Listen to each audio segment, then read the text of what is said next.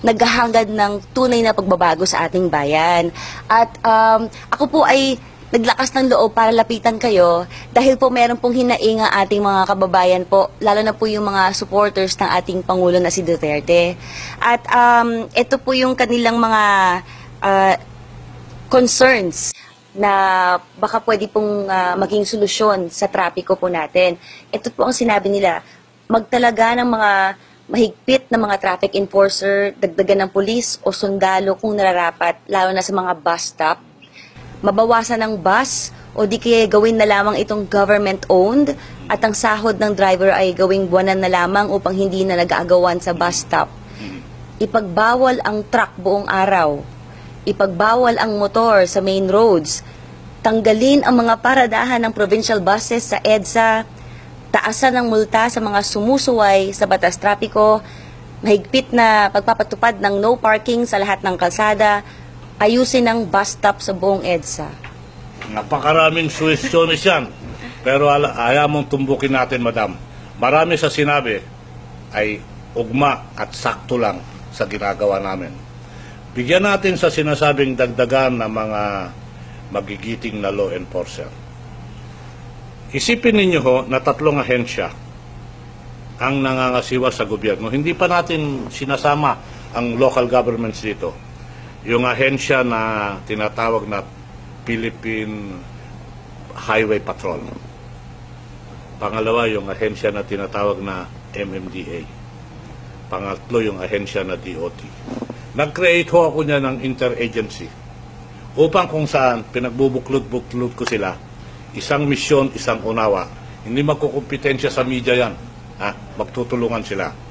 Having said that, doon sa maglagay ng mga law enforcers, kahapon lang nag-anunsyo ho ako na kailangan, gusto ko merong tinatawag na interagency flying patrol. Hindi naman ibig sabihin lumilipad. Ito ho, yung kung saan pagsasama-samahin ko interagency Highway Patrol, MMDA, DOT. Ang kasama ho dyan, nakamotorsiklo ho sila.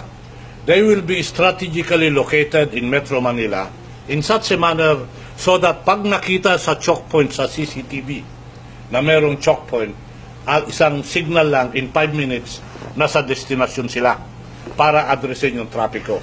Ang formation ho ganito, isa na sa harap, isa na sa likod, isa nagtitiket kung merong mga violation. Gagabayan yan hanggang lumabas sa trapiko. First time na gagawin yan, sana naniniwala ako na magampanan. Yun sa mga no parking, napakagaling nyo, ma'am.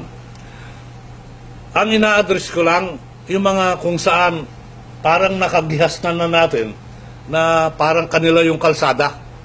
Hindi na ako magpapangalan kung sino-sino mga paaralan at kung sino-sino mga palengke. Yung mga paaralan ho, akala mo yung kalsada sa gitna. Kanila na yun. Sila na rin ang maglalagay ng yung mga cones. Pinagbawal ko yan. Nung last week, inumpisahan ko na ipagbawal yan. Kaya ngayon, pag dinalo mo yung mga eskwelahan na ito, lumuwag-luwag ng konti. Hindi pa rin ako happy. Gusto ko mas maluwag pa. Hindi pa rin ako happy. Gusto ko mas mabilis pa rin yung daloy ng trapiko. Yung terminal. Opo. May plano ho ako dyan na mayroong tinatawag na common centralized terminal. Na kung saan may terminal sa south para yung mga bus. Okay? Yung terminal na yon, hindi yung kagaya ngayon, aambagan ko ho yan ang tinatawag kong high-tech. Para yung computer ang magde-decide kung kailan pwedeng lumabas yung bus papunta sa main road. Yung provincial road, hanggang dyan ka lang. Pero pag-uusapan natin kung paano isa-shuttle yung papasok. Kung meron hong ganyan sa south, meron din sa north. At gagawin natin yan. Yung mga nasa terminal ngayon, nasa EDSA, pinag-aaralan ho natin na isatabi mo na yan. Pero dapat lang na pag sinatabi mo yan, meron kang nalilipatan. So, kailangan pagtutugmain ho yun. Yung mga kolorom, talagang hindi ko palalagpasin yan. Pero ma'am, meron hong realidad na dapat bigyang katugunan. Ano ho ito? Lahat ng kolorom aalisin mo. Kung magtatagumpay ka Naalisin mo lahat ng mga kolorum. Baka 20% ng mga bus at jeepney na naglalakbay dyan, mawawala. Ano hong ibig sabihin nun? Mawawalan ng sakayan yung mga mananakay. Kaya dapat ibabalanse mo yan. Magdagdag ka ng mga ibang sasakyan, ari ng gobyerno, marahil. Magdagdag ka at mag-open ka ng bagong prangkisa, marahil. Pero pag ako nag-open ng bagong prangkisa, hindi na pwedeng kung ano-ano lang. Kailangan, komportable ka, may wifi ka, at meron kang CCTV. Kailangan para naman hindi lang assured yung comfort ng mananakay, assured din yung safety. Sir Art, posible po ba yung mga truck daw? Iba na yan sa Usapan natin yung truck. Yung containerized truck, yung mga truck na nagdadala ng mga containerized cargo, napakagandang ideya yan. Pero pinag-iisipan ho namin ngayon yan. Baka yung containerized cargo, hindi ko na papagamit sa highway o kalsada. Saan? Ma'am, sa tubig at saka sa riles. Okay? Pwede mong, sa tubig, pwede mong banatan yung Sangli, pwede mong banatan yung Batangas, yung Cavite, at kung saan magko-convert sila sa mga tinatawag na economic zones. Sa riles, hindi dyan naman Tutuban, pumunta ka sa Santa Rosa, pumunta ka sa Pier, sa North Harbor, pero hindi sila babaybay sa main road. So, pinag-aaralan ho yan. Hindi naman pwedeng paggising mo bukas, nandiyan na yan. Paplanuhin mo pa yan, hanapan mo. Pero siguro, in 1 year, nakaprograma na yan. Sir, pag-usapan naman daw po natin yung taxi problem. Yes, ma'am. Gusto sana po ng ating mga kababayan na magkaroon ng hotline o sumbungan para po masumbong yung mga mapang-abusong taxi driver, yung mga hindi gumagamit ng metro at namimili ng pasahero. Dapat lang yan, ma'am. Una, dapat hindi pinag-ooperate yan. Pag walang tamang gamit ang taxi, dapat hindi babaybayan. Kung ang mga driver hindi susunod sa tamang disiplina ng pagmamaneho at pag-aalaga ng mga pasahero, dapat hindi babaybayan. Dapat sinusumbong yan, tatanggalan ko na lisensya yan. At yung may tangan ng prangkisa na sasabihin sa akin o sa atin na pasensya na lang, hindi ko kontrolado yung driver ko, paglabas sa garahe, pupunitin ko yung prangkisa niyan. Kung ikaw ay may prangkisa, kailangan alam mo kung anong ginagawa ng driver mo. Meron kang security command, meron kang CCTV, lahat meron yan. Huwag mong sasabihin sa akin, pinapaalalahanan ko yung franchise holder, huwag niyong masabi-sabi sa akin o sa amin na yung driver niyo naka-aksidente, wala kayong keber kasi hindi niyo kontrolado yung driver niyo. Pag sinabi niyo yan, pinapakita niyo sa akin na hindi kayo kwalipikado magkaroon ng prangkisa. So, possible po ba na magkaroon ng sumbungan po? Yes, ma'am. In fact, meron akong 24 hours complaint desk dito sa DOT. At meron nga akong kinuhang taga isang channel, television channel na magpapangasiwan yan among others. Makakaroon ng 24 hours complaint desk dito sa DOT. Wow. Isa-set up po yan in the first 100 days. Maganda po yan, Sir Art. Meron na actually ngayon dito yan, pero mukhang kailangan palakasin. Last na po. Bilis naman. May dance number pa po tayo sa dulo, Sir. Tungkol naman po sa LTO. Yes, ma'am. Marami po kasi ng mga kababayan natin hindi pa po nare-release daw yung kanilang mga driver's license card. Kailan daw po ba marirelease to? Ma'am, paano i-release yung driver's license? Walang nagawang driver's license. Okay? Ganun pa man, having said that, may mga kakausapin ho ako in the next few days na kung saan, hopefully, magkaroon ng solusyon yung driver's license. Kailangan ma-imprenta. Okay? Ang gagawin ho natin dyan sa driver's license, ito scoop na sa'yo to. Yung lumang driver's license mo, pwede mong gamitin yan pag i-renew mo. Okay, ma'am? Ikabit mo lang yung resibo na renewal. Plano ko ho dyan, plano pa lang, ma'am. yung buhay ng driver's license from 3 years, gagawin kong 5 years. Okay?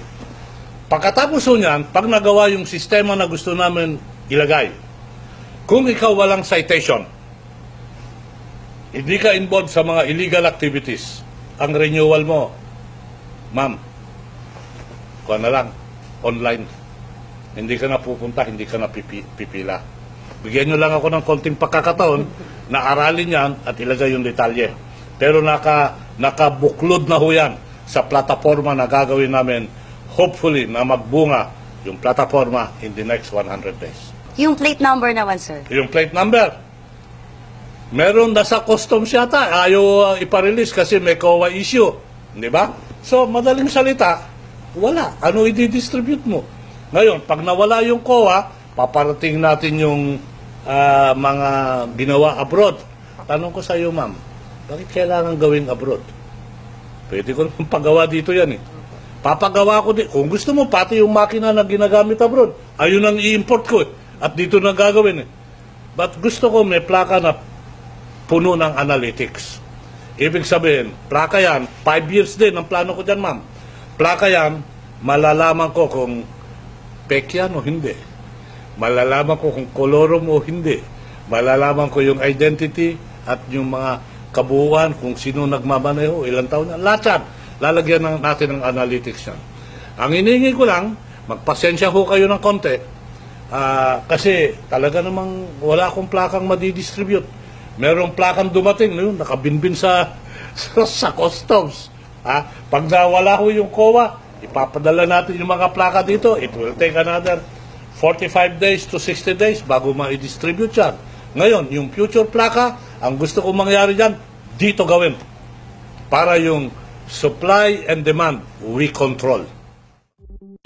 Sir, handa na ba kayo sa ating dance step? Ganito lang, sir. Sayo ng tunay na pagbabago. Ganun lang, sir. Ano? Ganun lang, sir. Na nakaupo lang? Ganyan. Opo, ganyan. Do it, do it. Ganyan. Do it, do it.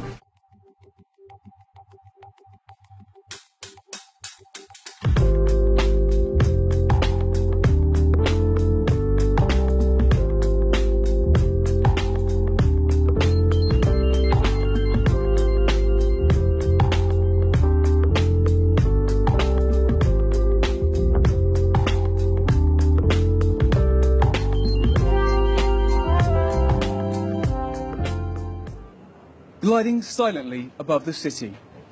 It feels more like a day trip than a commute. And that's how many Bolivians are treating the trial run of Mi Teleférico, or My Cable Car. And they're seeing their city in a whole new way. For me, it's a unique experience. It will be so much easier to get around. We won't get stuck in traffic with the children getting bored. It's faster. There's no traffic, no street protests or roadblocks up here. It seems to be the optimum solution. This cable car has transformed the skyline in this steep, compact city, and it's set to transform the lives of tens of thousands of commuters who navigate on a daily basis the traffic-choked roads between up there in El Alto and down here in La Paz. It's a far cry from the usual rush hour experience between these two neighbouring cities of around 1 million people each. This line, the red, is expected to start operating this month. The two other lines, the green and yellow, will be up and running before the end of the year. At capacity, the system should be able to transport some 18,000 passengers per hour over nearly 11 kilometres. That will make it the longest urban cable car system in the world. In a city like La Paz, with this vertical difference, a metro system is not possible. They cannot simply operate because of the slope. Also, a tramway is not possible. So the only solution here is a roadway or a traditional street planning, but it means to demolish half the city. So for me, for La Paz and many cities like La Paz, this is of course the best solution. Costing around $234 million, it runs on electricity, leaves a small urban footprint, and was built in little more than a year. Cable car systems like this already operate in Venezuela, Colombia and Brazil, and tend to link low-income neighbourhoods to city centres. At 12 passengers per car, it won't be a mass public transit system, but it could be a lifeline for those living at the higher altitude. What would usually take me half an hour now takes me 5 minutes. So as a student, it's a great help. I'm not late for my classes.